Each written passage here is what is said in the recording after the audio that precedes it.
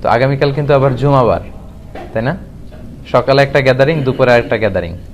তো বিষ্ণু ইসলাম বললেন লা ইয়াজতামিউ ঈদান ফি ইয়ামিন ওয়াহিদ, একদিনে দুই ঈদ হয় না, মানে একদিনে দুইটা গ্যাদারিং আমাদের জন্য কষ্ট হয়ে যাবে।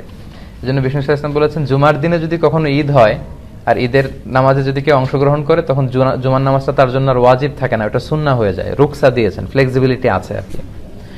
লেটস সে আগামীকাল সকাল 7টায়, এই 7টার সময় সকালে 8-10 হাজার মানুষ এখানে অ্যাসেম্বলি করবে, এটা কি অন্য কোনো দিন সম্ভব ছিল?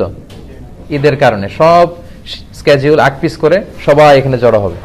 আবার ঠিক দুপুর 12টায় এই 10-15 হাজার লোক আবার একত্রিত হওয়াটা কিন্তু আসলেই অনেকের শিডিউলের সাথে কষ্টকর।